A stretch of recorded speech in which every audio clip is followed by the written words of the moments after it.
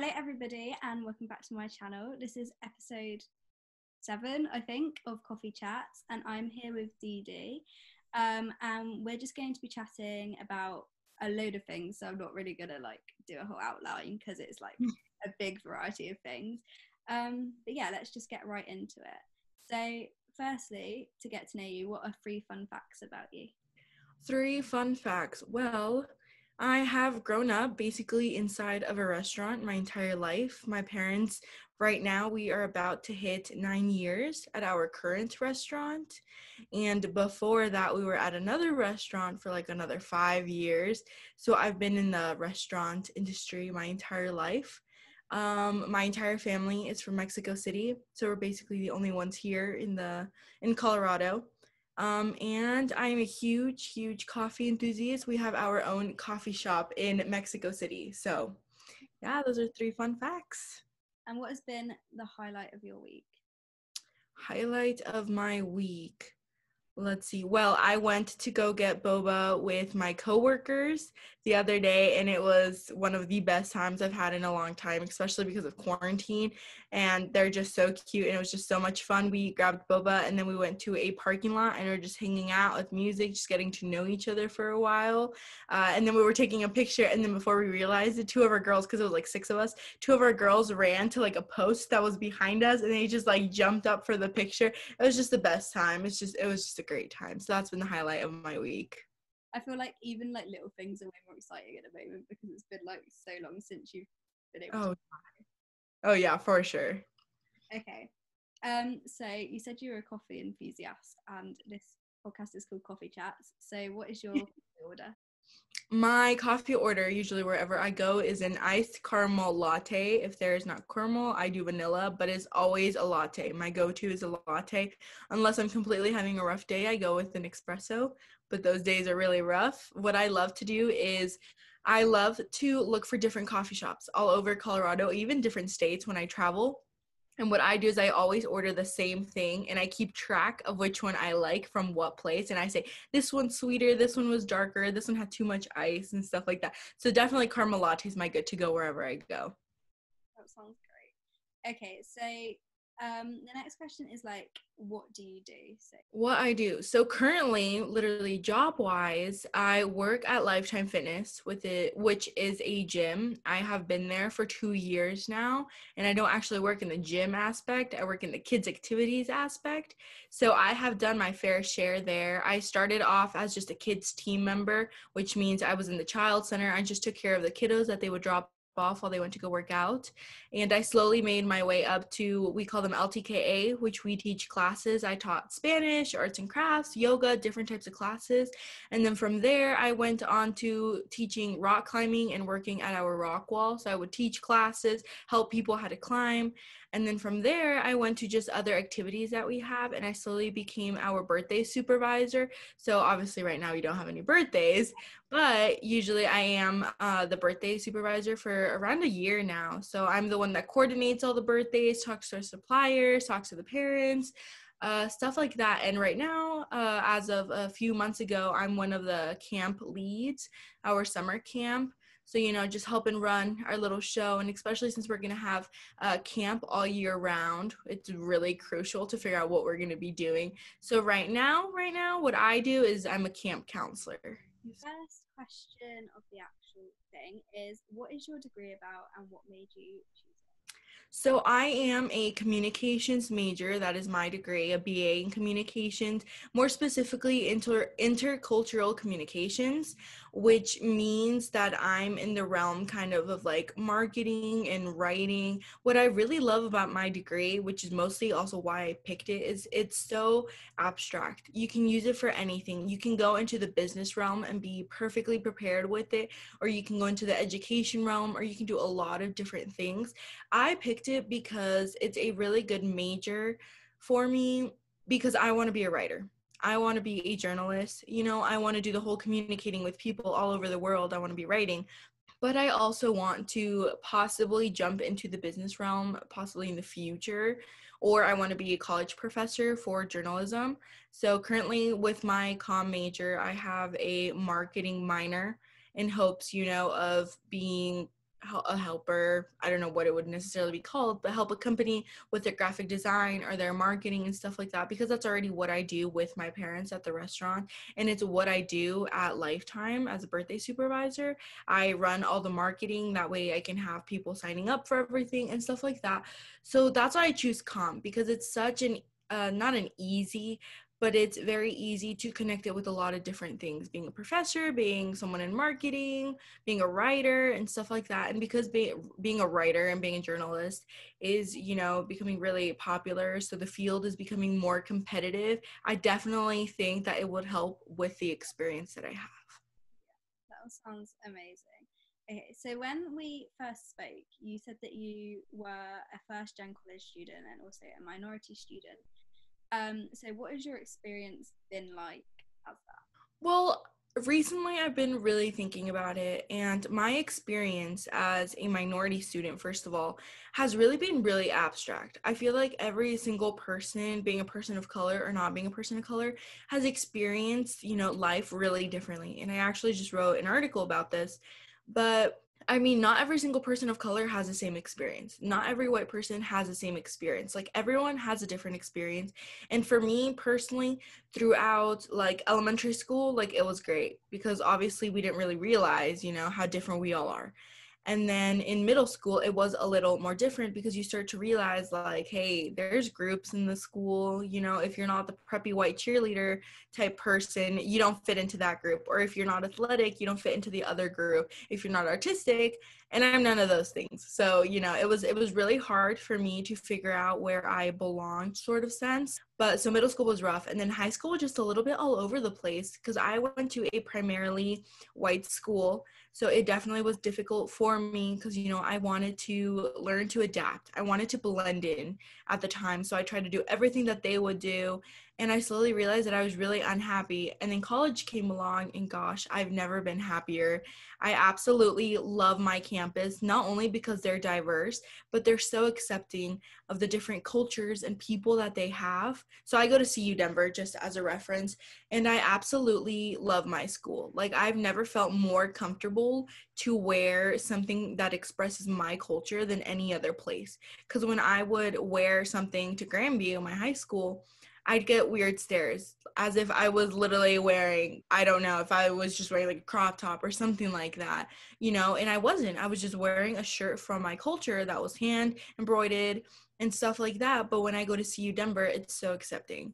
So being a minority student definitely has had its advantages and disadvantages when it comes to experiences, but overall it's been a good experience. You learn from your downfalls, from looking at people's critiques from their point of view of you. You learn to adapt and to grow. If you don't, then how are you going to grow in this life? So being a minority student, I've experienced a lot of different things. Being a first generation student has been one of the toughest things ever, but it has also helped me grow. My parents don't speak a lot of English, so, definitely never knowing about FAFSA or stuff like that has just been, something completely new, but it definitely has helped me step out of my comfort zone and know, like, hey, if you really want something, you have to look for it. You have to figure out how to do it, who to talk to.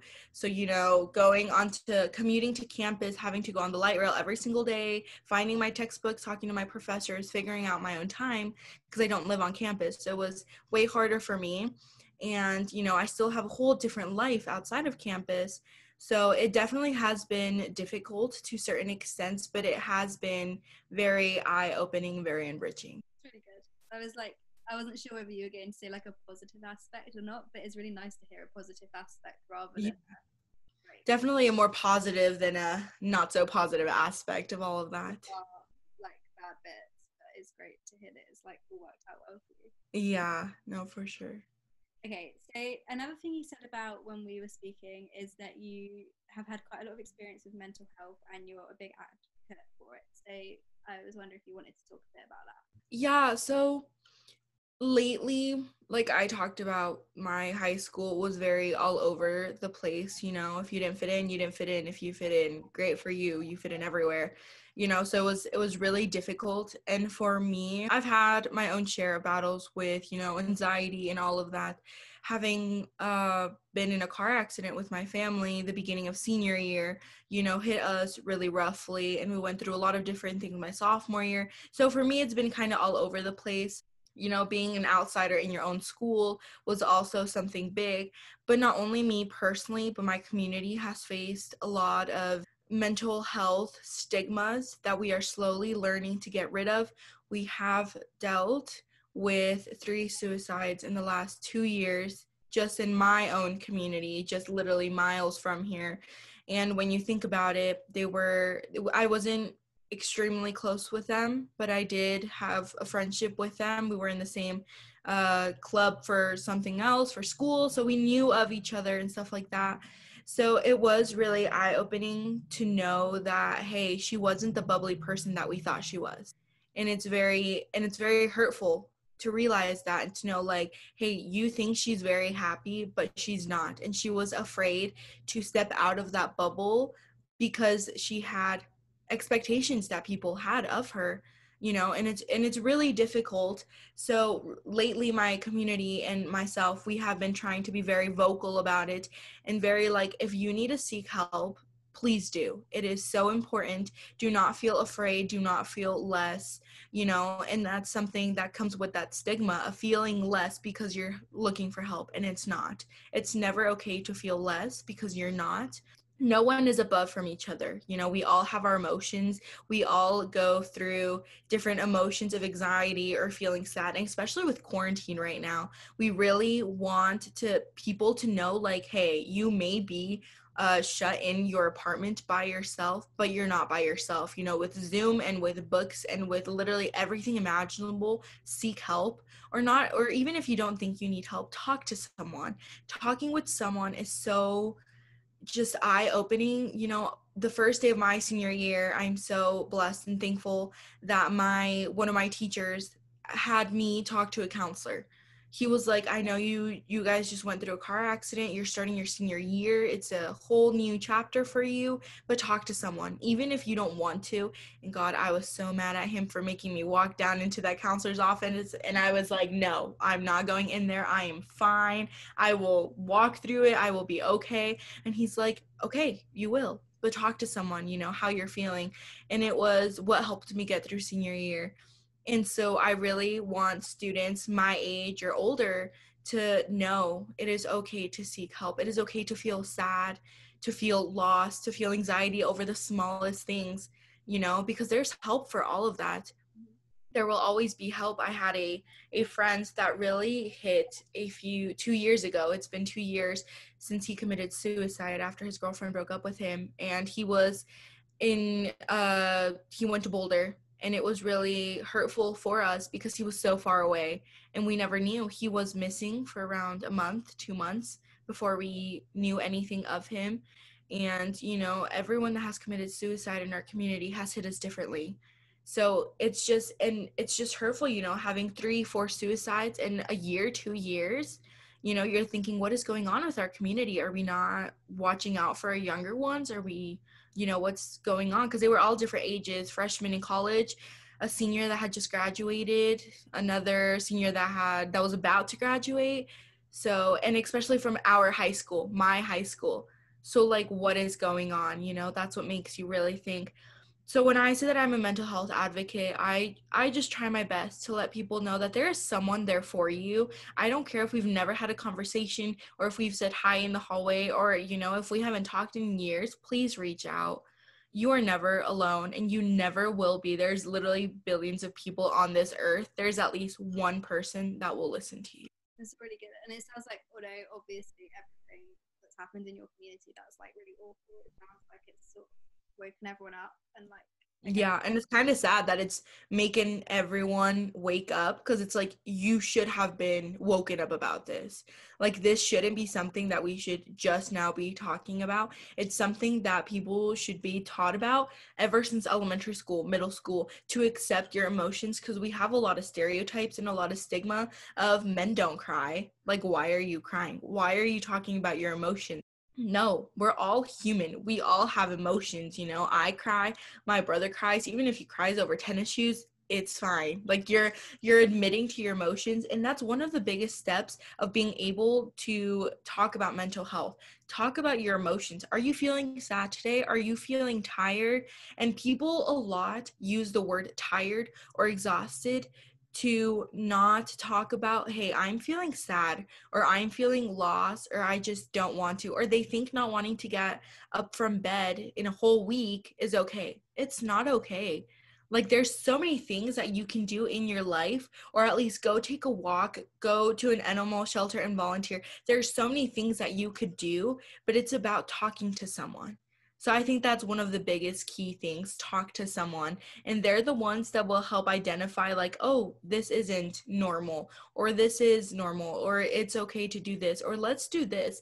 Because I feel like lately I've started to realize the impact that people have on me, that my mother has an impact on me, like, hey, let's go to the store, and I'll automatically feel so good. Or a friend that I haven't talked to, hey, let's go grab a coffee, or let's just literally go grab a Slurpee from 7-Eleven, and that'll lift your mood. There's so many things in life that are so beautiful and will make you feel so good. You just have to be able to look for them. And what you said about like people not really understanding about it until it affects them. Like, I remember I didn't even know what mental health was until like I got on social media. Yeah. I know some people say that's bad because then you're aware of it, and then people start saying like social media makes people more aware of it in a bad way, if do you know what I mean? Yeah. Mm-hmm. But like I would never have had such an understanding about what it is, and I feel like that's bad. Like schools should teach it. Yeah, no, for sure. I don't think I've been taught about mental health since like health class my second year of high school. So that's what's awful, because it's like some kids got to skip that class. So like, what are they doing now? Like, do they know? And what sucks is that people are not finding out about these resources or about this information until they're dealing with it on their own, or until they've hit rock bottom or stuff like that. So that's what really is really sad, that they wait until we are hurting, until we feel alone, in order to have us seek resources. So that's why I think it's really important to talk about it way before then, because kids deal with bullying in elementary school, middle school, and that has so much to do with mental health and with self-esteem and with confidence, and all of that slowly builds up. And by the time we're in high school, there are students that already say, oh, I've been told my entire life by my peers that I don't matter, that I'm not enough, so why should one adult 6 years later, 7 years later matter? Like, why should I start thinking about myself now when I never have?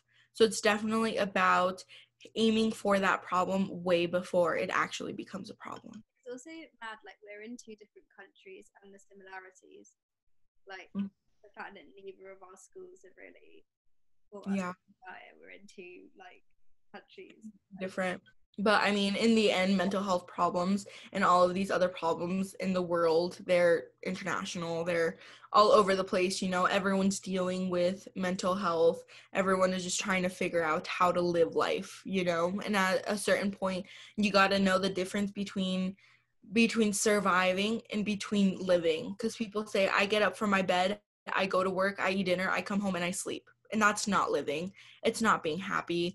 It's not doing hobbies, and a lot of the mental health has people thinking like, oh, that's okay, stay in your bed for like 2 weeks because you're sad, don't talk to your friends, don't do this, don't do that, but you're surviving. So, that's a good thing, you're surviving. And no, life is not about surviving. Like, I personally think you were put on this earth in order to do something. Whether it be for yourself, go do something for yourself, go find a career, go make a friend, or go make a change in the world. Every single person has the ability to make a change. So I really think, it's just the way we put ourselves out there that's really important. That was really good. Okay. So you've already said that you want to become a journalist. So how are you going around sort of achieving that, and anything else sort of about that aspect of your life? So I started realizing, well, at first I wanted to be a reporter, a TV reporter. And I think I've always wanted to do that since I was a little girl. I recently found videos of myself where I'm like, oh, hello, I'm on the TV today and we're going to be talking about this, this, and this. And I'm like, oh God, I never knew about those videos. But, I think since there, I've been wanting to tell stories. I think the important thing about me wanting to become a journalist is being able to tell people stories, to tell my story, or to be a voice. I really want to be a voice for people that struggle to use their own voice, in my community as a minority or as first generation college students or, mental health, a lot of different things. I just want to be a voice. I've always been a huge writer. I've always written. I have journals over here since like 5th grade. And I recently went through them, and even though it's like the smallest things, like, oh, this person said that we are having field day today or stuff like that. Like, I've always loved to write down details, and I still do. I have, gosh, no one knows how many notebooks I have. It's awful. But I've always loved to write. I've always loved to write little notes for people. I still do. For the people at Rockwall, my coworkers, every single like Friday, I would write a joke for them or a riddle, and I would just leave it all over their computer. So when they always got there last minute, they had to like read it through and then grab the sticky notes and figure it out, and they'd get a prize. Like, they'd text me. So I've always loved to write, whether it be riddles or just small positive notes or literally pages full. I will go days writing just pages.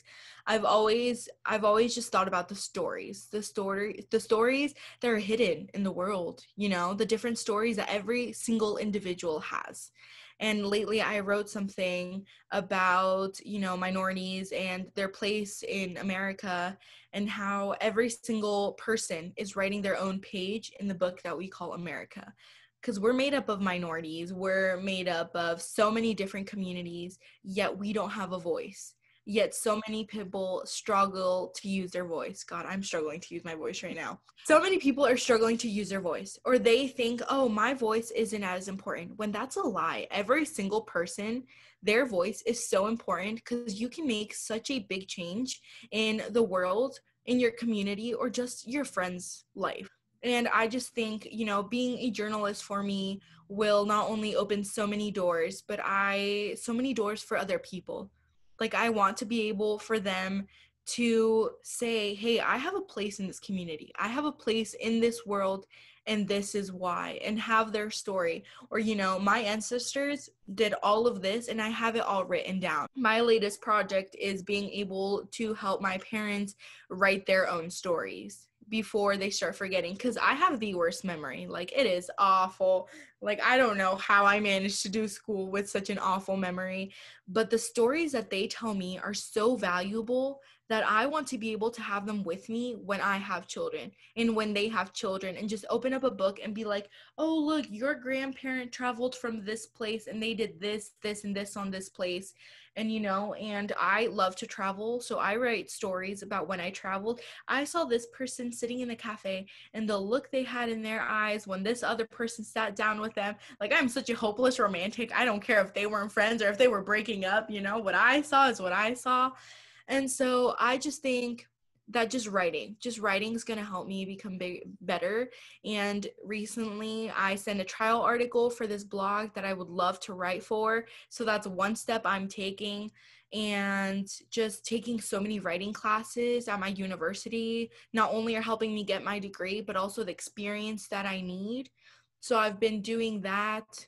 What else have I been doing? Just writing my own articles. And I've had a project for like 2 years now to write my own book, and I'm getting there, because I'm like, one is like a romance book, because I've read so many romance books, and I'm like, I know how to do this, I got this. But then I like stress out, and I'm like, no, I don't know how to do this, and what if it's not good? But I try and remember that I'm still a beginner. I'm still starting off, and wherever I start off is better than nothing. That I already have a lot of experience, more than the average person, I like to say. So yeah, so I just hope to be able to someday finish that book and just have it somewhere, and even just published with a company would be amazing. I don't care if it's not a best-selling, but it's out there. And that's what I just want. I just want stories to be out there, because there's so many hidden stories. Or like we said, for mental health, those people that are struggling, I want people to know why they're struggling. Because some parents say that, like, oh, why were they sad? They look like extroverts. Like, why did they do that to themselves? Or like, do they know how much pain their parents are in? No, they don't know what pain they're in. but their own pain is also worth a lot. And it's also very important to acknowledge that they were suffering as well.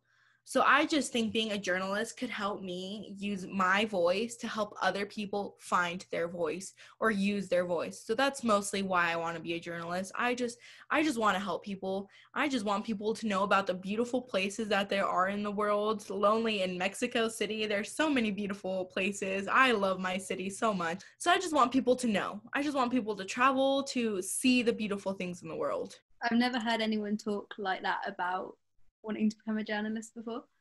Like, I just think that's such a nice reason to want to do it. Thank you. Yeah, I just hope it comes true one way or another. I just want my writing out there for other people. If you have anything that you've like published or anything, send it to me and I'll link it in the description box. Perfect. Thank you. Okay. So when we spoke, you also said that you're really big on advocacy for human rights and for minority groups. So I recently just wrote a 15-page research paper on pretty much basic human rights and homelessness, which is a big issue in Colorado. And it's really all over the world if you think about it. And I started looking for it, or I started focusing on this because for me, where I live, I go in different areas. Like my community is one way and they have a certain ideology of things, and then where my parents have a restaurant, it's a different ideology, and then when I go downtown super far away, it's a different ideology. So from where I live, there's rarely any homeless. Like you don't see any homeless around here. But when we go where I work, there's always the same homeless man with the same shopping cart every single day around the same time walking past us. And when I go downtown in our library, it was open to everyone. So you would see a homeless just like sitting there, just relaxing, they just needed the time. So for me, I think it's really important. For me, it's been really eye-opener because I'm like, wow, I go from one community that doesn't know really about this issue, that's very ignorant about this issue, to a community that's helping them. Like you see college students buying a lunch for a homeless person, or here's an extra water bottle that I have, or let me help you do this, or let me help you do that. Like downtown Denver has a rising population of homeless. Like it is bad. And I just think that there's not enough that is happening. And I recently just discovered this organization that I am in love with.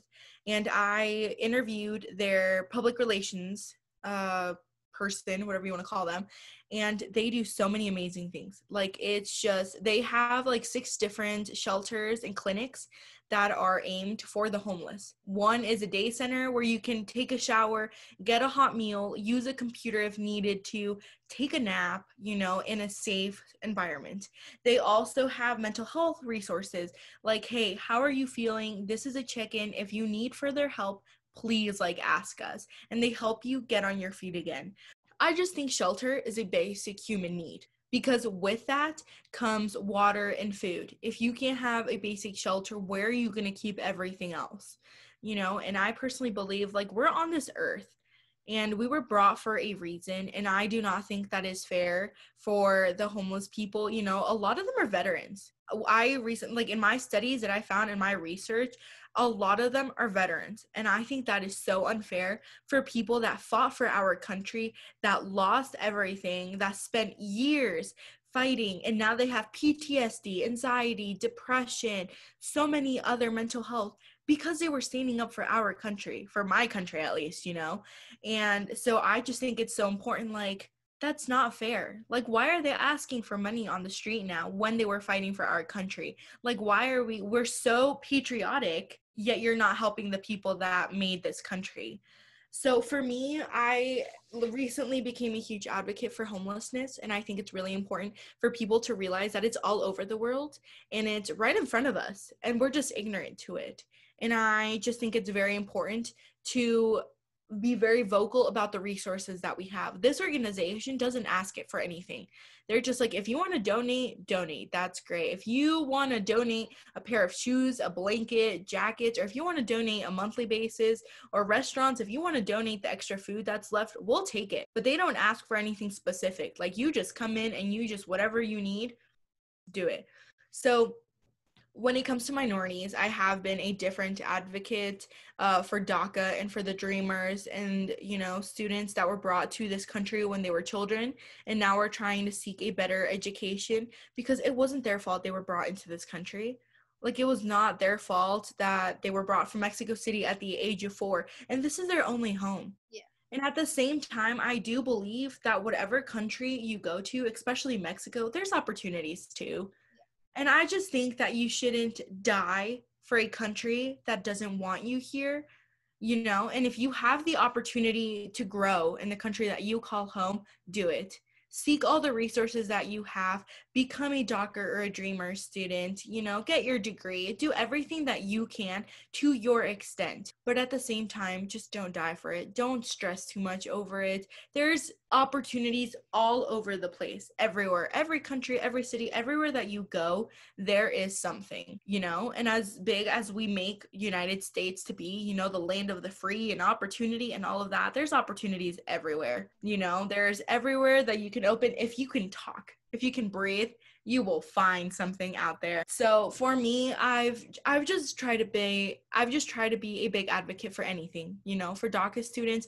It's not fair for them that they were brought into this country and it's their home for the past 18 years, 20 years. And now they're trying to send them over to a country where they've never been. They don't know about that country. They don't have any family there. They don't have anything there. Also, I do think that to a certain extent, they have a right to be here. What is DACA? What is DACA? Yeah. So it is a deferred action for childhood arrivals. So it's, for example, if you were brought over to the United States when you were 2 years old or 3 years old, when you were a child, and now you're currently 20 years old, 21, and you're trying to study and you're trying to get a job, you can't because you don't have any papers here. DACA allows you to work and to study. So it's basically like a residence, and you're allowed to work here legally. And now what they want to do is they want to get rid of DACA, which means thousands of students are just going to be left with nothing. Some of them cannot continue their studies. Like if you're a senior in college, that sucks. You can't continue studying because you're not a student anymore. Like you don't have that privilege or you don't have that permission from the country to study. Or if you had a job at a lawyer's office under DACA and they take that away, you can't stay at that job. So like you're starting off at zero again. Like you can't do anything. It's basically like a permit to stay here, to work and to have an education. That's what it is. And it's just for those individuals that were brought into this country as children. And they have to go through an extensive background check. Like you cannot have done anything bad in this country. You cannot even have a parking ticket. And like extensive. So obviously they're good people to an extent. Like you cannot have a criminal record and expect to have a good job here. Like no, like you got to earn it. So I just think that it's really important that they have, at least the opportunity to apply for these things, to be able to work here if they consider it home. So when it comes to that, to minorities, I think that's really important. DACA, because majority of them are made up of minorities, not just Hispanic, if not all over. And then I've also been really for ICE, abolish ICE lately in the last couple months, years. We have a center that is very close to my family's restaurant. And if you've been looking at the news and stuff like that, there are children that are kept in ice boxes. There are adults that aren't receiving their medical need. With COVID going around, the circumstances that they are staying under is awful. It's as if seen like a movie. Like there is no human rights there. And that's what I think is awful. Like they are still human and they're going to get sent back to their country either way. But that doesn't mean they shouldn't get treated as humans. Like that is not fair. So I just think that ICE is not doing the correct job. And if ICE is going to stay in this country, changes have to happen. Changes have to happen one way or another. It is just awful. I went to a detention center when I was younger and God, it's just awful. And the environment, like they do not think it is enough for us to suffer and see our loved one across a window, them all shackled up. Obviously they're not getting the medical attention and the food that they need. They don't think that's trauma enough. They don't think that's suffering enough for both sides. No, they have to torture them inside. They won't let us see them for months, even like longer than that. They send them to centers that are hours away in the middle of nowhere.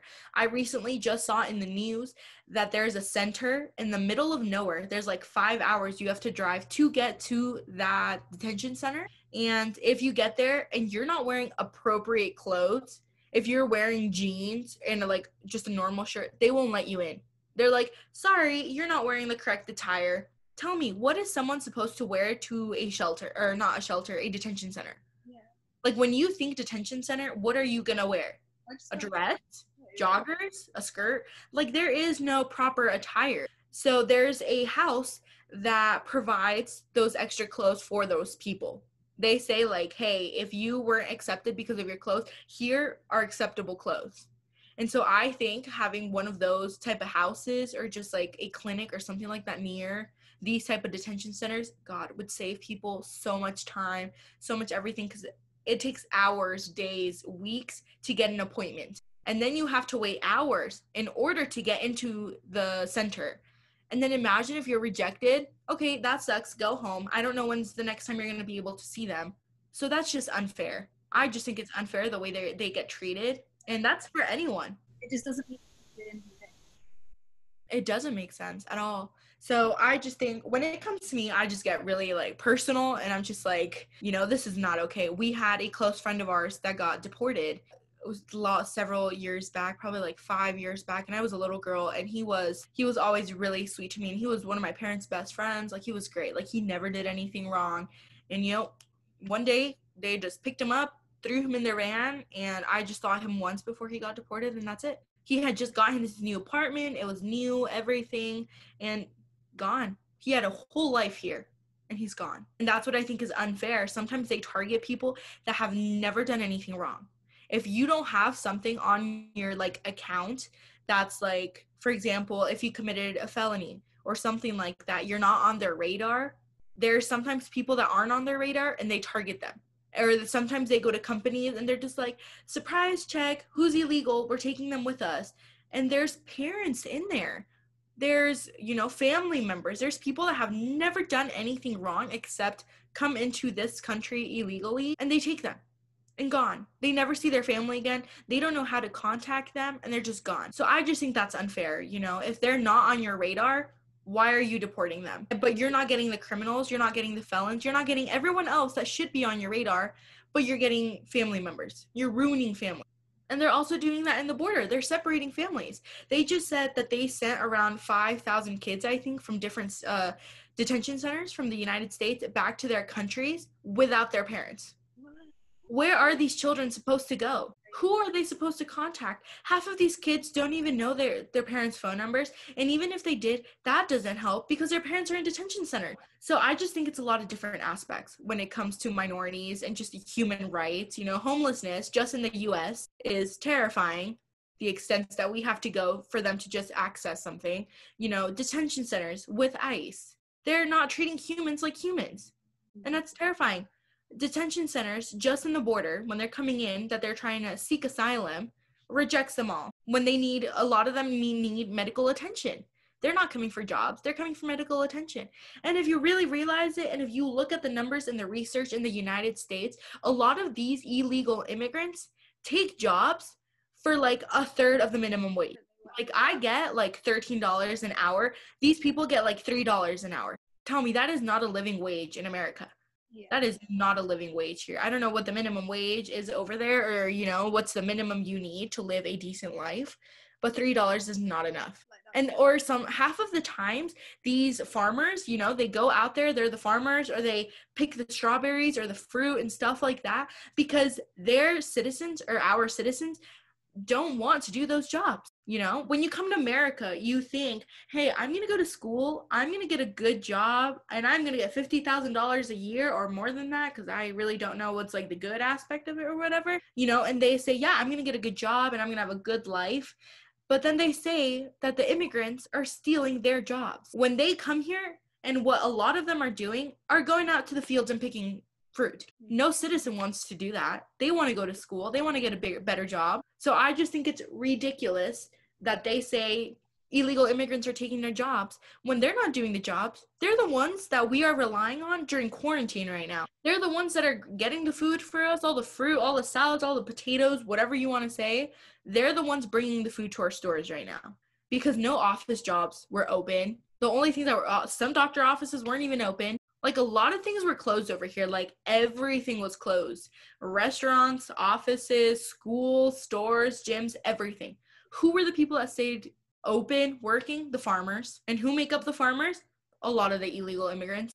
And with unemployment, everyone was happy with unemployment here because we were getting $600 extra apart from our unemployment. So everyone was like, oh yeah, it's a breeze. I'm fine. I'll survive these next month or two. You know, no, you said they're taking their jobs. There's a bunch of jobs available in the field. Why don't you go get one over there? No. So I just think it's not fair the way that a lot of minorities and a lot of just immigrants are treated here. And like I said before, it just depends on the circumstances and it depends where you live. Because in Chicago, it's completely different from where I live. Because here, a lot of them try and adapt or immerse into the American culture, and a lot of them forget where they came from. That's why I think I struggled a lot accepting my culture, because a lot of them didn't talk about our culture. A lot of them didn't even know how to speak Spanish or the basic Mexican holidays. And I'm like, I speak Spanish fluently. My parents don't speak any English. Our holidays are the ones from Mexico. Like, I was born here, I was raised here, but I consider myself Mexican first. Yeah. Mexico is my number one home, all of that. So I'm just rambling on. But the point is that human rights are so important, and they're so diverse, and there's so many issues, and I think every single person should get involved, whether it be with homelessness or, you know, giving food to someone that needs it, or mental health, or with DACA, or with ICE, or just everything going on. There is at least one issue that each person can contribute to. I'm going to leave some stuff about ICE in the description box because I only recently found out about it, but it's crazy.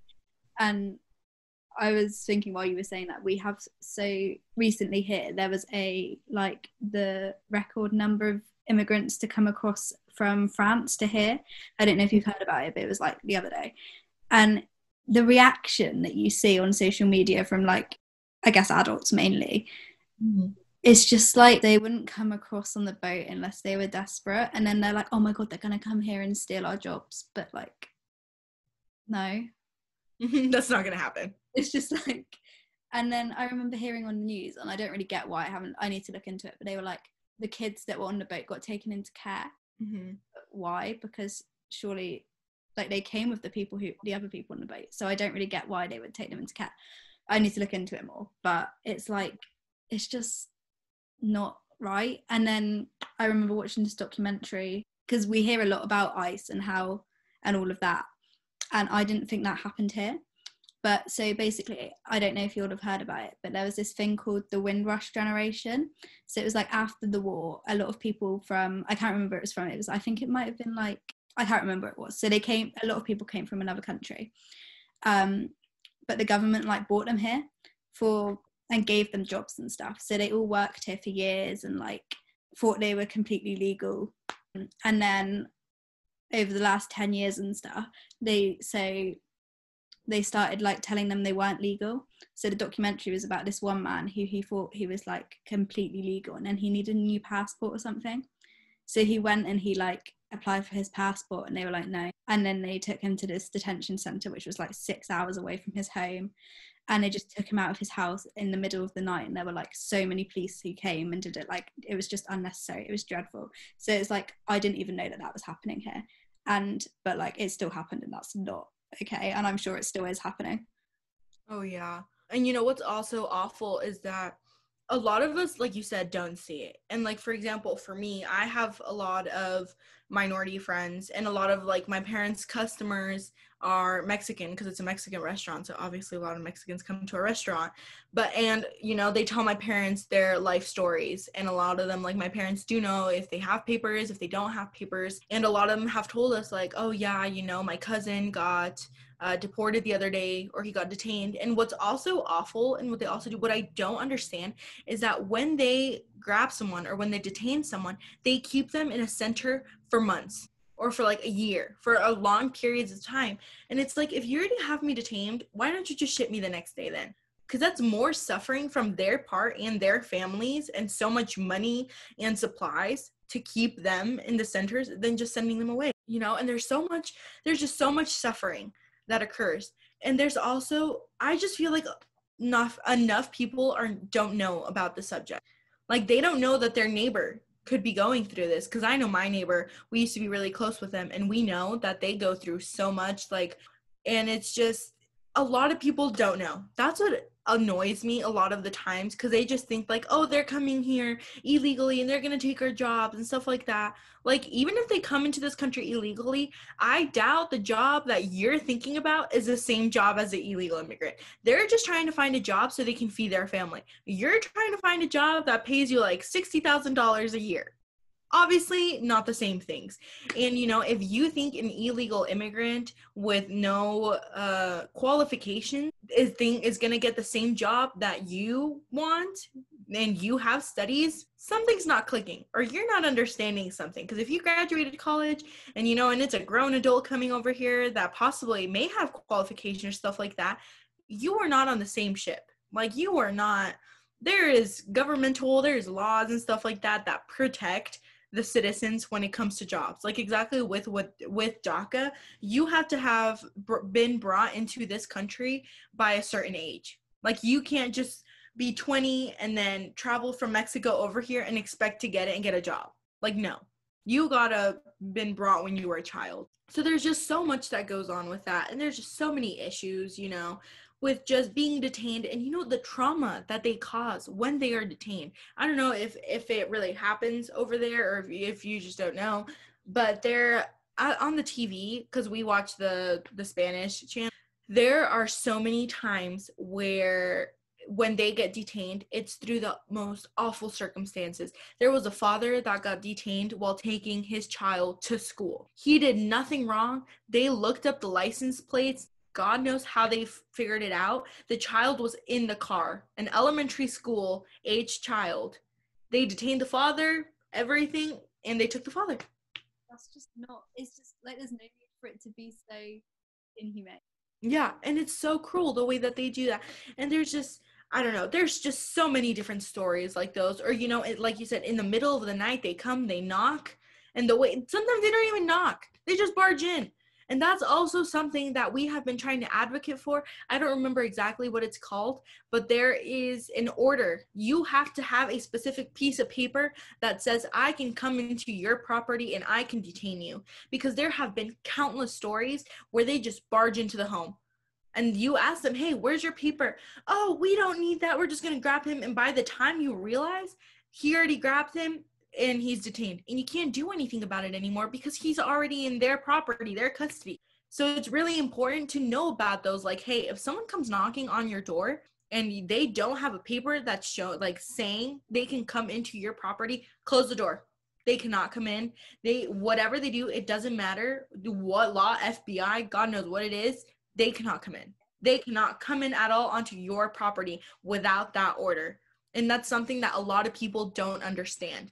And a lot of immigrants or illegal immigrants have been struggling with that because they think, oh my God, police, I better cooperate. And if it's easier cooperating, you know, I'll do that. But sometimes it's not that way. They come in, and the second they're into their home, or the second you say they can come in, they can detain whoever they want, illegal or not illegal. They can arrest you, they'll detain you. There's been circumstances, you know, where if they see you struggling or if you grab something, they shoot you, you know, and they'll just say, oh, it was self-defense, or it just happened. And you get arrested, and there you go. And then if you go to the jail and stuff like that, and everything's like charges are released or whatever you want to call it, and they send you back home, do you know the trauma you're going to be living with for the rest of your life? Mm-hmm. Like, from a mere car accident, like from my parents' car accident and stuff, for months, I was super jumpy around cars. Like, there was a parked car and I thought it was coming, and I gripped the seats and I was just like, there's a car coming. And my friends were like, no, it's not. It's literally parked in the corner, you know? And if I felt that way and I wasn't even in the car accident, I was in the car behind them, imagine getting cuffed up in your own house. The place where you're supposed to feel secure, hearing a knock on the door, they're coming for me, everyone hide. Like, it's PTSD, and it's been happening so much more that there has been people struggling with PTSD because of these circumstances. you know, and it's not even just with these immigrant or being arrested and stuff like that. With the Black Lives Matter movement and everything that's been going on recently, literally not far away from my parents' restaurant, we are so disgusted. A police officer got the license plate of a minivan confused with a stolen motorcycle from another state, pulled them over. There was like 4 children in the car, 2 adults, took them all out from the minivan, handcuffed the 2 adults and like 2 of the children. They were all, their faces on the floor. I might have seen that. Yeah, that literally happened like not even 10 minutes from my parents' restaurant. So I just think there's so much going on like in the world, and there's just so much with basic human rights. Like, are you serious? Like, they're literally struggling right now. We're struggling right now with the police. God, right now, we don't know what to do anymore. Are they protecting us? Are they not protecting us? The discrimination that we face, and not even just like us, the people, you know, Black people right now with everything that's been going on, Asian community, what they had to face through COVID, the endless, you know, times that they got spit in the face, that they got yelled at, they got harassed because COVID was their fault, when obviously it wasn't their fault. Or that individual, you know, that got beat on the subway or something, obviously was not his fault. You know, and I just think there's so many issues in the world, so many issues, and not enough people doing something about it. And if you don't know what to do, ask. It's like, because it can be so hard, like, you know a bit about it, and it can be so hard to find the information because sometimes it's buried, sometimes it's just not easy to understand. But like, yeah, videos, watch documentaries, dig deeper than just watching your local news or like your country's news, because honestly, like, it's not always what it seems. oh yeah, To dig deep and make sure you're educated. oh yeah, no, for sure. And for example, like with everything going on with Black lives, you know, you don't want to seem insensitive to that community as well when you're sharing stuff. So what I personally have been doing is I reach out to my friends, you know, my friends that are part of that community, and I'm like, hey, what can I do to help you? Or if I can't help you individually, how can I be more vocal about it without sounding ignorant, insensitive, you know, stuff like that. I'm like, what do you want us to do? How do you want? Because I know when I'm seeking help, when I'm talking about DACA or just immigrant rights or stuff like that, they ask me, hey, what can I do? Or what petition can I sign? Stuff like that. So, you know, just try and be a community friend. Just try and be there for them. And, you know, and I think it's better to ask than to just assume, oh, they're going to want me to post this. Or, you know, I'm going to say this because I'm an ally, you know, and what if it comes off wrong and you don't want it to? You know, sometimes it happens that we say something and we don't mean it to go a certain way, and it happens.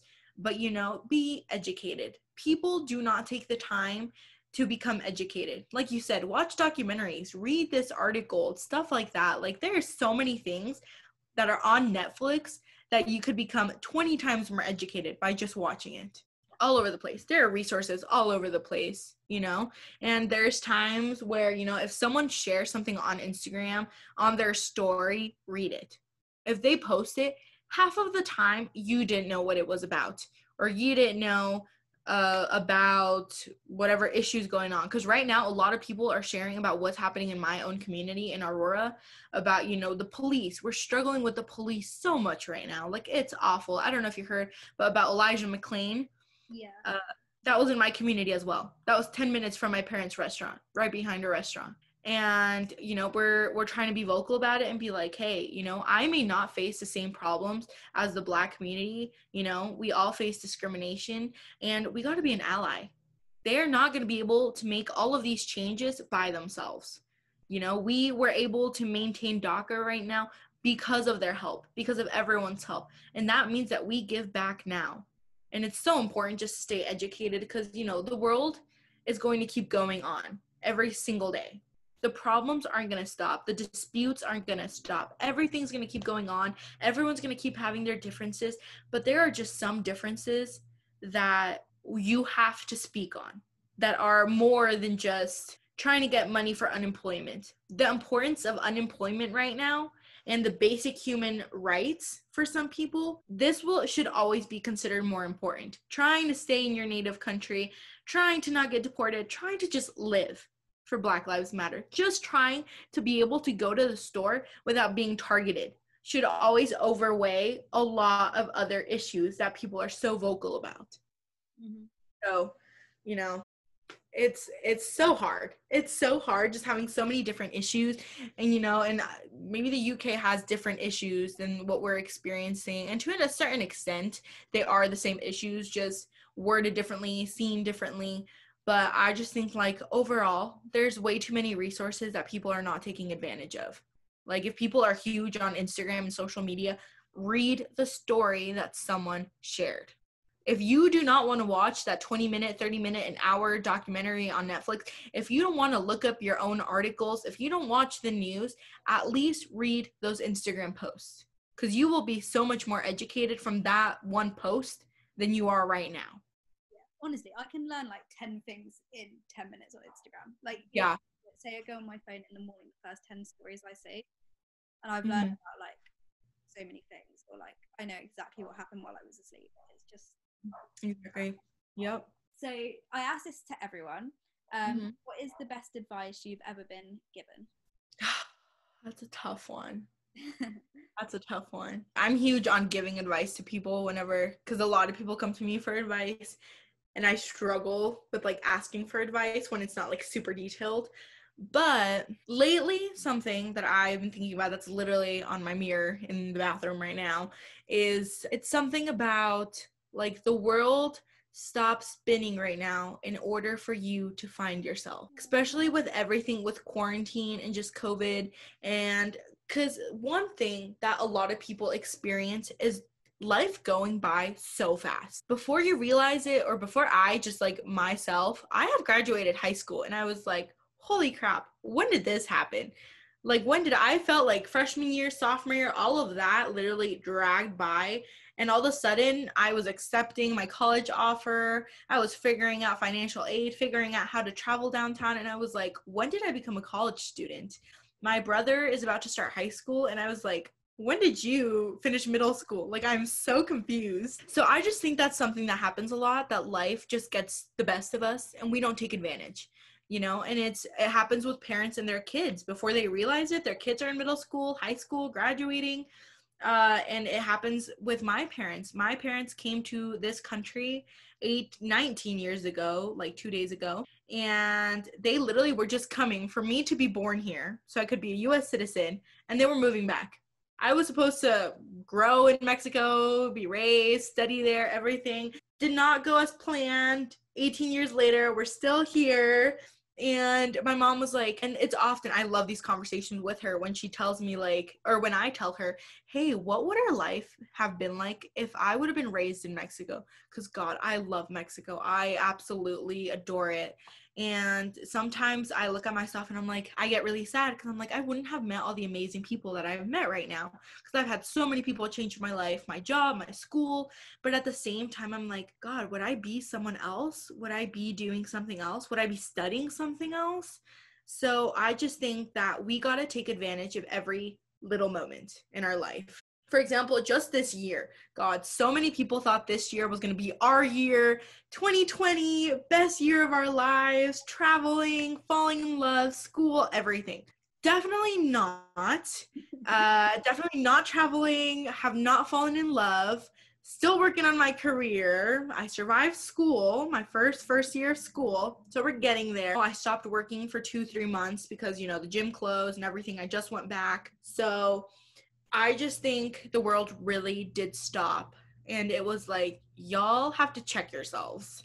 Like, check yourself, check your loved ones, your parents, your siblings. I have reconnected with so many old friends. I'm huge with reconnecting people. Like, I am just a huge fan. And it's so weird because I found actually, that's a lie. I found my old friend's mom on Facebook, and because we had a mutual, and I was like, oh my goodness, I know her kids, because we used to be neighbors a few buildings back. And I found him, and I texted him because, why not? And consider this, I haven't seen them in like 7 years. So I didn't even know if they remembered me, but I was like, you know what, we're just going to take this jump. We're just going to see. And I was like, yo, I don't know if you remember me, but we used to be neighbors forever ago. And I was closer friends with your sister. And I used to have a big crush on you, but we're not going to put that. And I was like, I don't know if you remember me, but, just decided to send you a message. He followed me on Instagram. Like, he's always followed me. And I didn't know that. And I was like, oh, haha, okay, whatever, we're just gonna ignore that. And so I texted him and he's like, of course I remember you, how are you? And then I reconnected with his sister and I was just like, life is great. Like just being able to reconnect with people and have them remember you, because I'm such a huge, I love that. I love when people remember about me or little things about me. Anyways, moral of the story, always find the little things and love the little things and focus on yourself. I had so many plans this year. I had so many plans.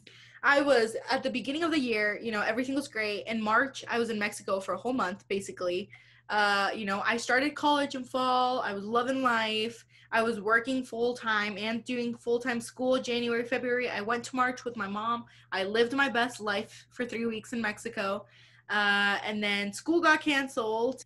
My mom and I were wondering if we were going to be able to come back to America since we were in Mexico. And I was like, if we can't come back, if they won't let us in, I will happily stay here. Totally fine with me. My mom and I were already making plans to stay. But because we're citizens, they were like, yeah, come back in. And I was like, okay, I guess it's fine.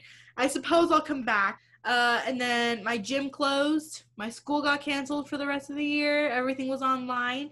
And I was supposed to go to Spain for a whole month in May. What else was I supposed to do? I was supposed to go to this balloon fiesta in New Mexico in October. I was supposed to go back in Mexico in November. I was just supposed to do this whole thing.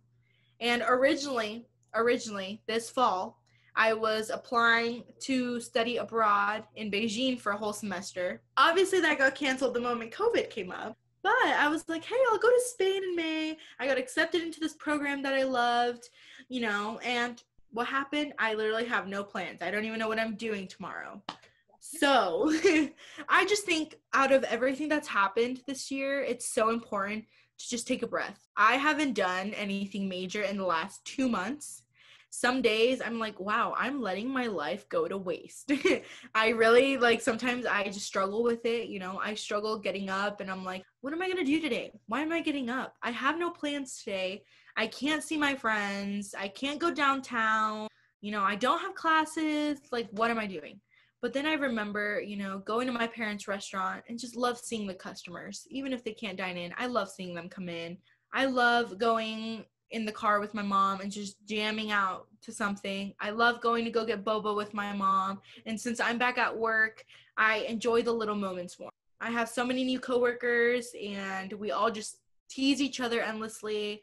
And we had a birthday and I brought her flowers and another coworker brought cupcakes and then we brought balloons and she turned 18.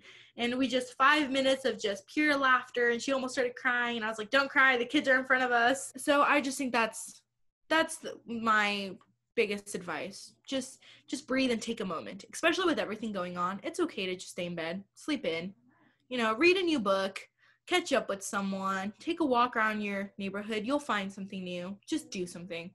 The world has stopped. It's like we've been given this time to do that. Yeah. Exactly, and I know a lot of people struggle with seeing it, and a lot of travel bloggers, they're like, I can't travel, what am I gonna live with? But now they're really realizing that they can pull out advice from past ones, past pictures and stuff like that. There's always something to do. And I feel like now is a time where so many people have gotten so creative and they've started a podcast or a YouTube channel, or they've started they've started painting or started running. I know I've started working out a lot more with my family. My brother started training for high school. And it's just about how you look at life. You could be negative about it and be like, I'm literally in my box the entire day, and that's how you could see it. I've been in this box for 4 months, I don't know how I'm alive. And other people are like, yo, I have taken so many walks and, vitamin, I don't know what it is, vitamin C, I think, soaking in the vitamins from the sun, being able to take advantage of my family's porch I'm never home. I used to work all the time. I'd go from school, I'd go to work, I was never home. And now I can sit outside on my porch, watch the sunset, and just write. Those little moments are so big. And I think it's important to acknowledge those little moments right now. Yeah, for sure. So definitely just stand and just look at what I love to do. I probably look idiotic doing it everywhere I go, but it's fine.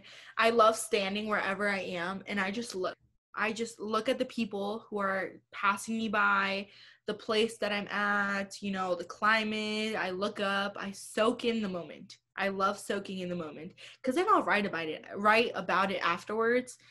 But, you know, when I used to go to Union Station, which is it's a little area where all the travelers came in, and there was restaurants and our light rail station, like our metro, and I just would sit there and I'd analyze like, oh, that lady is probably late for her light rail. She's literally sprinting across with her luggage, don't know where she's going. And then there's that college student over there that's pretending to be working on her homework, but she's really watching a video. Me, probably. But, and then there's, you know, just a guy in his business suit just taking his lunch break, drinking alcohol. Probably shouldn't be, but, you know, no one's judging. There's, you know, a guy that just gave this girl flowers, and I'm just hopeless romantic, trying not to cry seeing that happen, you know, and I just love those little moments. Like, even though I can't go to Union anymore right now and do that, you know, even going to the store and seeing, you know, that little kid sitting in the shopping cart, you know, just going back and forth, trying to stay entertained. You know, it's just about those little moments. You know, if you don't enjoy the little moments, how are you supposed to enjoy the bigger moments? Like, it's always about the big and the small picture. That's what I've been trying to accept in life. And it's a piece of advice that an old friend gave me. He's like, you got to be able to acknowledge the smaller pieces in the puzzle before you see the big ones. Because the big ones are made of the smaller ones, you know? High school is the big puzzle piece. The little ones are prom, being late to class, not going to class because you went to go grab coffee, you know, all of these little pieces. And it's the same thing right now. Quarantine is a big puzzle piece. The little ones are home workouts, you know, getting to become best friends with Zoom, even though Zoom hates me. I'm so surprised it hasn't cut us off. But it's the little pieces. Life is made of the little pieces. And what I recently wrote is that life is made up of the little pieces, and your puzzle is never ending. Your puzzle never ends. Every single day we're adding to it. Like today, this would be a puzzle piece that I'm adding into, you know, my memories, you know?